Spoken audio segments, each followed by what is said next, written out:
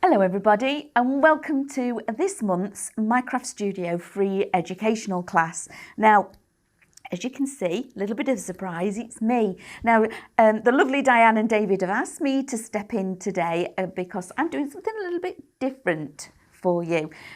Because obviously, not obviously, some of you may have actually seen I do the boards or a lot of the boards for the die collection, and this is a new journey for me because I'm going to start building scenes but with MCS instead.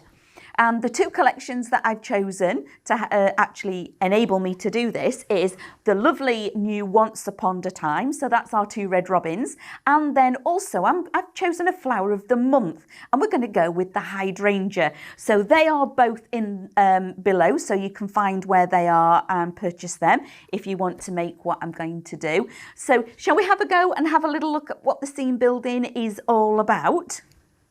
So I'm going to go over to the computer. Here we go.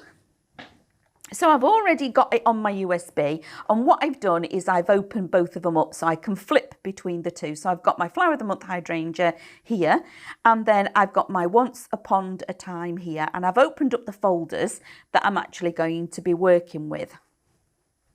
So if I click on the scene building for the hydrangea, we have got so many things here to be able to build. And one thing that I'm going to do first is I'm going to build an actual scene with Once Upon a Time, but then I'm going to frame it with the hydrangea flower of the month, because I think that's one of the beautiful things that we can actually do with Minecraft Studio, is that seamless collaboration between different collections.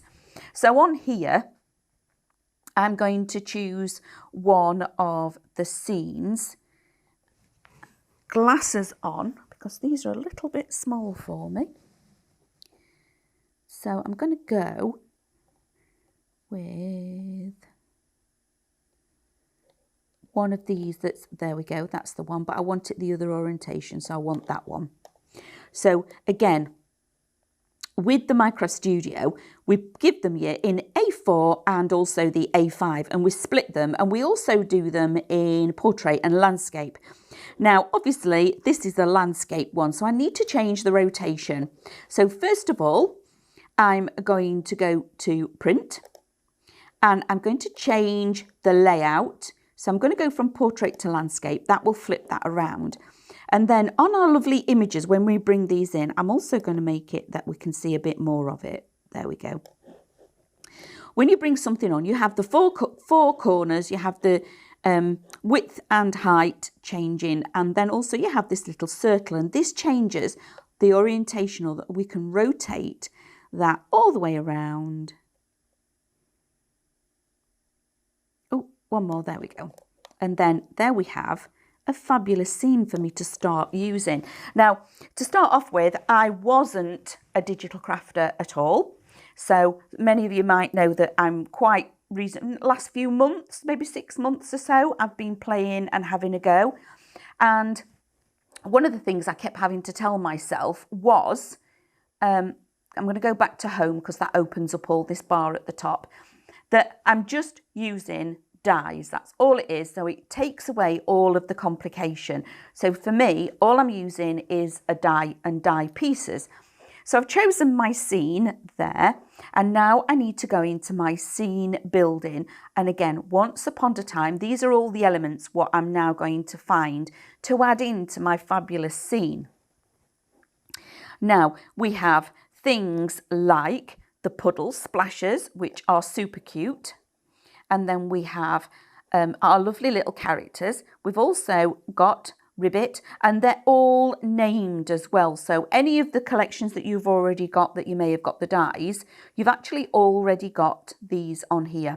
Now, given that we're in and we've got water, reminds me a little bit about doing poo sticks when you've got something like this. So I do want a little paper boat on here, okay? So that's a little bit big, because that's big enough for one of the characters to actually sit in, but I don't want him to sit in there. I would just want it that they've been sat and they've made a little paper boat. So I'm going to take this down, and to do that, click on that corner, hold on to it and reduce the size of it. Okay, so I've got a little bit of a paper boat floating in the water. Now the next thing I want is I've got the lovely little river cruise. There we go. And he again is still a little bit big, but the characters can actually sit in his back. But I'm going to say the characters that maybe I want to sit in here are probably little mice, because I'm thinking about how big is the turtle. So I'm going to take him right down. There we go. So he now sits within what I would say is probably even still a little bit big, what the scene is. Okay, so we've got this lovely scene in the background, and it's a fabulous jumping off point to have a scene to start thinking about that creativity. What kind of scene do I want here? I wanted something where I can bring in the characters. This is already set in the scene. I have a walkway, so I've already got somewhere where I can situate my characters and around on the grass. And I've also got the water area, because I know that there's boats and things on here. So I've sat and thought, right, okay, so I want my little characters, somewhere for my characters to live on land and in the water, and I need somewhere to actually situate them. So that's the theory of actually choosing this one. I'm going to delete that out the way. So we have a few of them that are actually sitting within. So he can sit on the riverbank, and I'm going to bring him off here to show you. I'm having him on the side and on the river, not on the walkway, because we've actually got grass and things around it, and he's sat on a stone. So I've chosen to put him in here, not too close to the water's edge, but again, for this, he's further in the distance, he's further away. We've got the little boat floating about. I'm going to make that tiny little bit smaller, because that's really floating over in the distance. I want to copy that though, because I want another one. So I'm going to copy, right click, paste, and that gives me a duplicate. I could have just gone and collected another one, but I'm working with this, so it's easy to do that. I'm going to make that one a little bit bigger. That now gives me a better perspective, and because the small one is in the background, I've been able to overlay them over each other. That one's further away, this one's floating further forward, and it's a little bit bigger because it's closer to us. So these are made out of the same piece of paper, same size. So we've made these, so we're telling a story, and then one is closer to us. So that's what we're actually working with this particular education, is building a scene and creating the perspective, where we're going to place things and what story are we telling. So I've got my little turtle. We've already got our little boats in the background, and there's my character. I'm going to make him a little bit bigger because he's actually closer to us. If I bring him a little bit further down, I'm going to sit him within this grass area here, and still I'm going to make him bigger. Move him back a little bit. That is now making this a lot more in context. So we've got our individual at the front. So there we've got Frogbit. Then we've got taking a cruise. So we've got our little turtle, a terrapin. Is it a turtle? Maybe terrapin. And then we've got our boats in the background. So now to add to this scene, I'm wanting to bring something in here because I've gone ahead. We've got things in the water and by the water, but we need to balance this scene. We need something in the background so it draws our eye. Now we've got many things that we can use for this. We've got lots of grasses, beautiful water lilies and flowers. Let me just have another look what we've got. We've got fishing Pip. So we've got Pip as well. Yeah, I think we're going to bring in Pip because he is going to stand on that walkway brilliantly because he's in the right context, he's in the right place, he's up on the land. But he's a little big because he's actually further away than Frogbit. So let's reduce him down. We could have him. The story is that he's walking along and coming into here, but I want him actually on here. A little bit closer, a little bit bigger. Okay, a little bit bigger. There we go. There's Pip. So there we've got our fishing Pip. but he also needs other things. So he needs to have his bucket and things like that. So we've got kind of the story going on. Let's bring a little bit of the greenery in, because I don't want to see all of this tree in the background. Or maybe here. I'm going to put a little bit of green actually behind our lovely frog bit. So I'm going to right click, order or grouping. So we're going to go order, and I'm going to send backwards for now. But I can actually tell whereabouts it is in my layers. So if I click on layers, I can see whereabouts this is. So I've got to do it again because it's not behind Frogbit yet. So order, send backwards. There we go. That's better. But I can actually click on the one I want to move as well. Oops, nope. Click on that. No. Because I want to make that bigger. That's better. So he's now sat. If I bring that right down to the base, still want to make that grass bigger. So the grass meets across the bottom, and I want another one. So copy, right click, paste. There we have another one. This one is going to be smaller. Oops. That's a little bit smaller. And again, I'm going to order this and send it backwards. And again, order, send backwards. And again, keep going until we've got it. Order, send backwards. That was it. There we go. So I've now got this lovely greenery behind Frogbit. So we're now, again, still building that perspective, still telling that story. So this scene is a little bit more balanced. So we've got something going over here in the middle and then to this, but we need something, either we're going to move Pip or we're going to bring other elements in to build at the side of Pip. So let's go back to the files. So some of the elements we've now got that we can bring in for Pip is, we've got another basket. Let's put them over here so we can choose what we're going to be working with. We've actually got the bucket, which is fabulous because maybe in this bucket, there's actually a little fish. So Pip might be finished fishing and he's saying goodbye. Okay.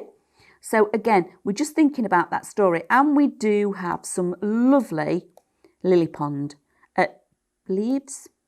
So we're going to take that down because some of that is actually going to go in here as well. Again, building that perspective. And then we need something behind Pip to fill in and balance everything. So we could take the same grasses. Let's have another look. That's a little bit pale. So we can change the colourway of that, but let's have another look about what we've got. Here we go. Amongst the reeds. So again, amongst the reeds. So I'm just going to bring on some of this greenery so we can have a look at it and how we're going to use it. Bring this piece in. Now that is fabulous. That's exactly what I need to sit behind Pip in the background here. So that is going to sit really well. Once I've manipulated it, down here, keep going. Oops, no, don't move the image. I want to move this. And if I just rotate that a little tiny bit, that will tuck in beautifully behind Pip. Almost as if Pip is right, it's right on the corner of that edge, where you would probably find grasses to be, aren't just building, growing around the edge.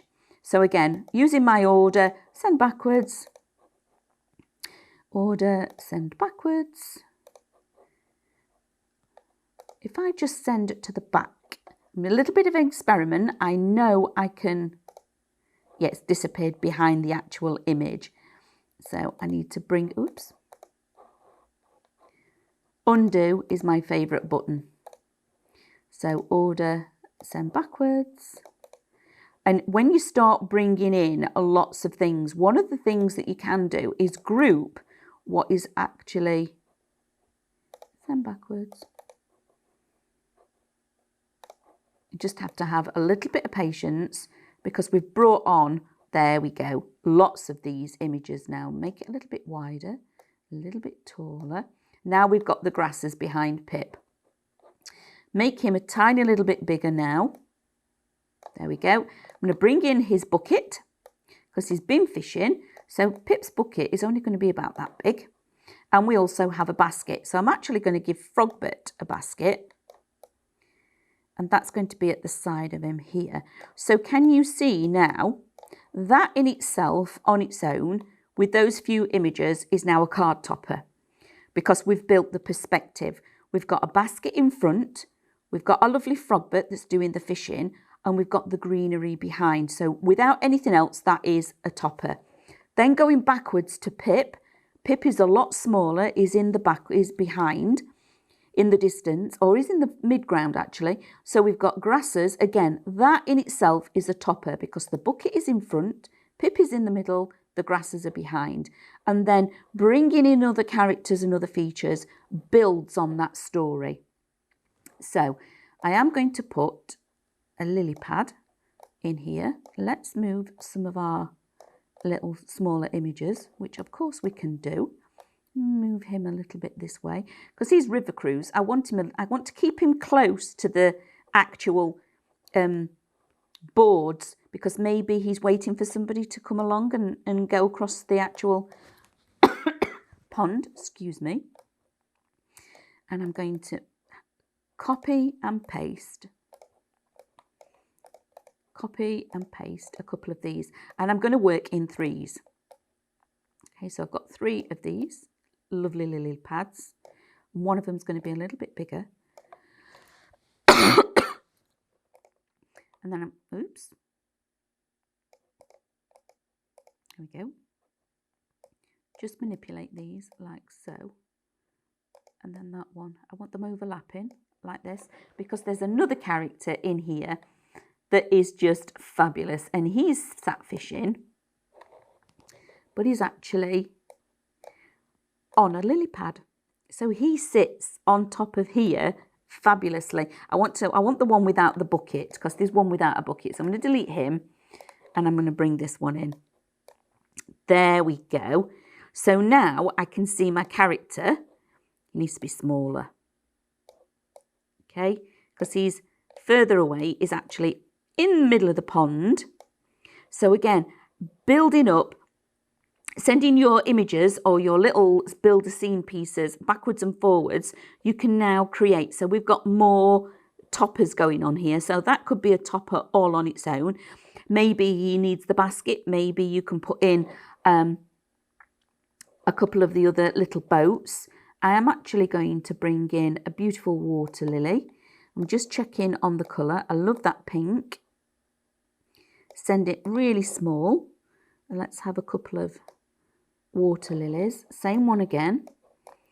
Make it really not quite small. And bring this forward. That's too big. You can always tell if you put it next to what it is you're building, it's a good indication of how small or how bigger it needs to be. Now this one wants to be really tiny because it's going in the background there. And again, I've worked with odd numbers, I've worked with threes. So if I click away from that, that has built us a lovely scene with lots of depth and dimension in that without even having to make something 3D. Because we've got all of Frogbert at the front. Maybe we could move that across a little tiny bit. So what I'm actually going to do is I'm going to delete that piece. And you can cut along here. So that would be, I would be happy at this point, maybe manipulate him a little bit more this way, like that. Okay. So at this point, I would be happy with that as a scene. I've got lots happening on there. I've got 3 or 4 of the characters. 3 of them are actually doing something. I could actually take him out. Let's move him away. I think I prefer it that way, actually. Bringing the boats a little bit closer. So these are the 3 characters. And we've got the boat racing in the background. We've got a story that's happening about Pip and why he's in the background. We've got a story happening about Frogbert. And we've got a story happening about what is happening with Ribbit. They're all where they should be. One's in the water, one's on the land. And so again, telling that story, building that perspective, that definition, getting the definition right, but it all happens when you've got a fabulous scene in the background. So if I take away that scene, you can now see, if I was to group Frogbert together, that would make a beautiful card all on its own, because we've done it as behind, mid and foreground. So we've got background, midground and foreground. And same again for the lovely Pip. I'd need to move the grasses down a little bit because I'd want them down here. So again, we've got background, midground and foreground. And then obviously with our lovely Ribbit, he's actually on, but again, we've got the foreground would be the splash of the fish, and then obviously the actual lilies, midground, and then a little bit of something happening in the background. So I know this is something that you've been asking Diane for a while, is to how to build the scene. Where is the perspective? And then bringing back in that scene like so, we can now see where they all live. They've all got an environment where they sit. They're all the right size to fit within the scene. So that all works lovely. So shall we do that again? Shall we find a different scene and make another one? So all that work doesn't matter. It's only, so if I get hold of that, go like that and press delete, it's gone. But it's only, you know, we can build it all again because we have all of these elements. Now, what I'm going to do this time is I'm going to choose a scene. So I'm going to go back to the scenes. And let's have a look. I quite like that one, but I want it the other way. No, let's work with this one. So I need to go to print and change the orientation of a landscape to portrait. And that brings in this. And then I'm going to go to the flower of the month, which is the hydrangea that I've chosen. And go into the scene building, and this is all of those beautiful hydrangeas. So now I'm going to be able to build the front, or on this edge, because that's where the greenery is. Hydrangeas wouldn't be particularly in the water. I'm going to build an L or a frame around here. And we have got some beautiful, beautiful florals. And because they're all working together, I'm not going to be too bothered about the colourway. That is the one that's in my garden. I have the blue one. In fact, let's have a look. That one's got more greenery on it. And I love this because this is the advent, you know, having all of this is, I want some of the actual, look, these are just stunning. So make them smaller. So I'm bringing on, I'm just looking at the actual items and bringing them on and manipulating them a little bit because this is my palette. So what I'm working with at the moment, I'm looking at these pieces, and this is exactly how I would work to make one of the boards. I cut all the elements out and lay them all out in different variations and then say, okay, what have I got to work with? So I've got some foliage. I like the foliage. Foliage is really important, but I'm going to change the orientation of that because I like that one. We have, so we've got some foliage, we've got some buds as this. I know it's a full head of it all. So we've got that one, we've got that one, we've got that one. I don't want the big single ones, but I do want the foliage and I do want this. Right, okay. That is the colour palette that I'm going to work with. I am going to bring on a white one. And is that the opposite to that? Yes, it is. There we go. So that's the colour palette I've chosen to work with, but I need a lot more of these. So now I can just click and manipulate and bring on others that I want. But I know that all of these are going to be resized. So the next thing I'm going to do is start placing these in position over here. Now, if it goes over the edge, I'm not bothered because when it prints, it will print it as if it was meant to be like that. When we do stamping and things, we like to do stamping over the edge, especially when we're making backing papers, because it's as if it was meant to be like that, as if it's been printed and the printer has cut through the images. I'm going to bring this one, I'm going to slightly rotate it and make it smaller. So at the moment, all I'm thinking is I'm making an L. I'm coming down from here, around and down here.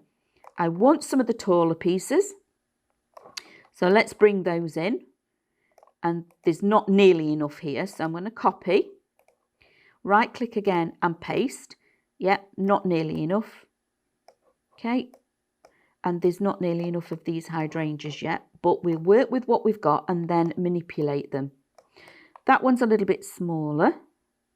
And now I need to fill in the space between the taller pieces and these. So I'm manipulating them to fit, just moving them around, then bring this one in. So this one I want in between those two. So I've now got to do a little bit of ordering. So send backwards. Is it that one? That one I need to send backwards, isn't it? Send backwards, send backwards. Oops. There we go. So now that is on the top. But I also want the big one at the front forward. So bring forwards, because that is the bigger one. So that's closest to us. So keep going. Order forwards. It will come forwards in a minute. There we go. So now I've got my little white one tucked in behind, but it's in front of the taller aspect. Now I've got this, and I need to change the orientation of this because that is going to slide in here.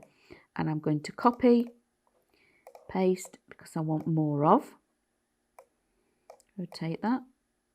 And again, I need to change the order of that one. Move it round. And I want the white one of that one. I didn't bring the white one on, did I? There we go.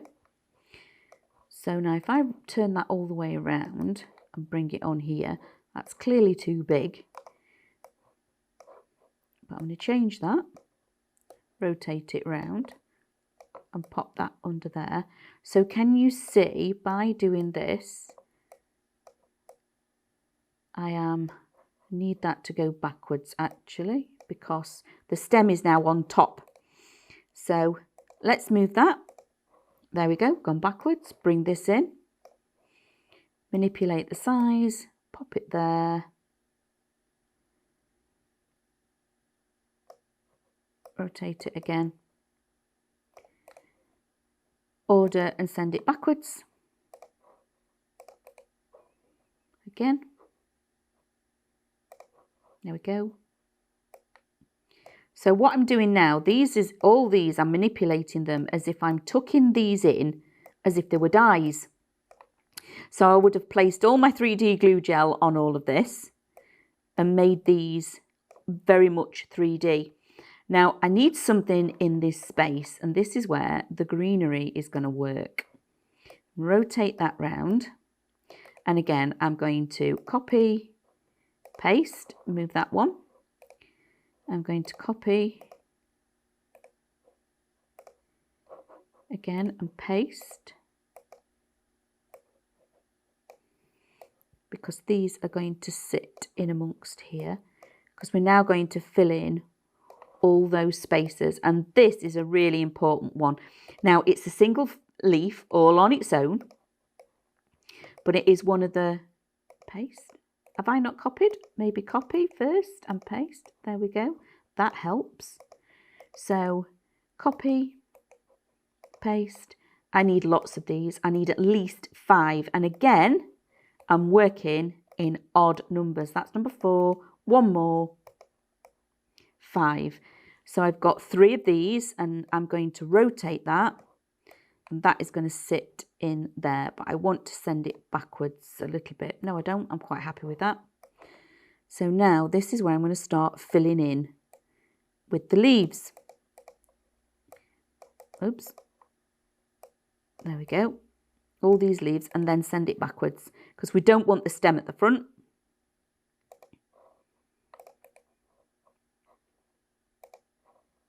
Because at the moment the stem is over the top. I think it's one more.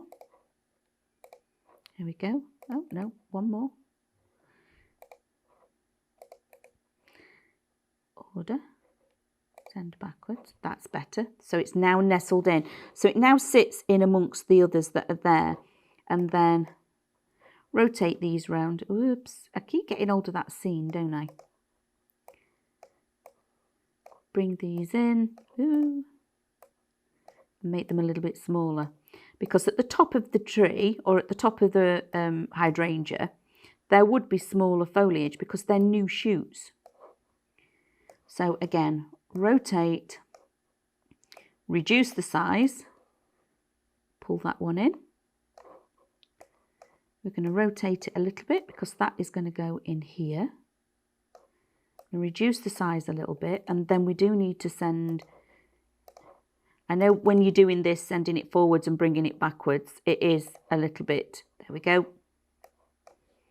And then again, rotate that, reduce it down, little teeny weeny one. In fact, I need to rotate it a little bit more. That is there, sits in there. So if I come away from that, we've now built, using the flower of the month and the hydrangea, something very, very different. So we've created this lovely scene. So I can bring this right in if I wanted to. But we've done all of this. We've created something of a on here, but we can now group, group this and press go to home and group. And now I can copy, paste, and I've now got several of these. So if I rotate that round a little bit like so, when I actually print this, even if it's over the edge, it doesn't really matter. Okay, so I'm now going to copy and paste, paste. That's another one. That will now sit in here. So this one I'm going to order and bring forwards. So I've now made myself all of this beautiful hydrangea, and I've created this lovely L at the side. So now we need somebody that is in the scene. So let's go back to once upon a time, back into the scenes, and we need to find ourselves a fabulous little character. Now, I must admit, Pip, with us being two red robins, Pip is actually one of my favourites. And it just so happens how the scene is built and the actual imagery for the flower of the month, Pip sits brilliantly within this, but I want another basket in there with him. And I also want to bring in maybe some more of the tree. There we go. I'm happy with that. Oops. I'm going to make the basket a little bit bigger, and I'm also going to make Pip a little bit bigger. Bit too big. But again, once you've altered the size of him, pop him back within the scene. There we go. That's the actual scene that I'm manipulating. A little bit smaller. There's Pip. He's come along, he's walked around, and he's come out where the hydrangea is going to sit and do some fishing. Here's his little basket, but I need that to move and be behind him. So let's change the order. Send backwards. That's now sat behind him. A little bit smaller.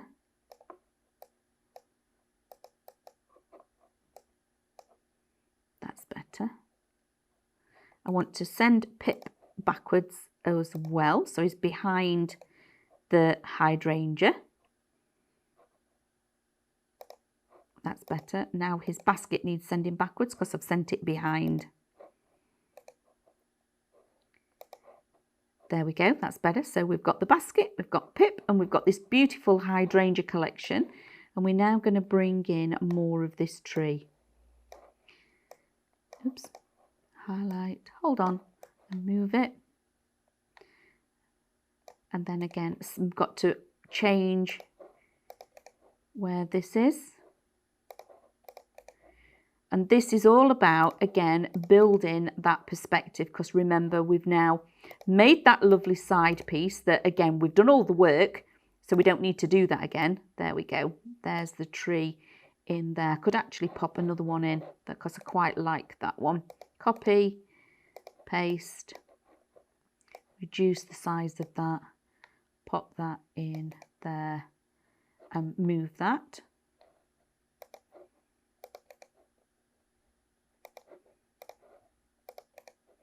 So this is exactly how I build the boards. When I'm doing a card or working with actual dies, there we go, move that in a little bit more. Lovely. I'm really happy with that because I have a lot more definition, because I've made the trees in the background a lot more full, and as if this, and also it changes the colour. So we've got a different, colour variation. We've created this lovely border, but then after doing that, we've grouped it all together and been able to create a full corner, which now is surrounding Pip. So Pip is the focal of the actual image. And then we've got his lovely little basket. He's got one in his hand, but he's also got one at behind him, situating him and sitting in within this scene. So having that jumping off point and having that scene, and then totally thinking about the scene building elements as if we're making dies, adding lots of layers to all of these really makes a difference. So they are two very, very different scenes, but there's also toppers in here that are totally separate as well. So if I take away the scene, that would look lovely onto acetate or something. If you just printed that, group it all together and just print that as it is. So you could then have this see-through, then print off the scene separately and have the scene as an acetate front to this. So that would also then build in your perspective, especially if you were to score the acetate and create a domed front across the scene. But dragging that back in, you can see that we've built the background, the midground with our lovely Pip and his basket, and then also the foreground, which is just fabulous. So that is building and using scenes, starting off with the jumping point. And yes, there's lots and lots of pieces here that I've brought on, but that's exactly how I make the actual, my cards, all those lovely boards that you see. There's a lot of pieces. I pull everything on that I want to work with, manipulate those pieces, usually with a pair of scissors, but in this case, it's a lot quicker, I can tell you, to actually just manipulate it and bring it in and change the sizing. And also having that fabulous button that sends things backwards and forwards. You can then do your own decoupage or an imitation of decoupage. So I hope you've enjoyed that. That is our fabulous Minecraft Studio scene building, helping you with that perspective, building a scene and giving you that depth and dimension to what you're making. So thank you very much for joining me. Don't forget to click a thumbs up, a like and share, and do join us on our other social platforms, our Facebook and our Instagram, and we'll see you all again soon. You take care. Bye. If you want to see more from Highlight Crafts, make sure you click the like button. Subscribe by clicking the subscribe button below, and click the bell icon to receive notifications of our future content. You can also click here to see our latest video, or click here to see more videos like this one.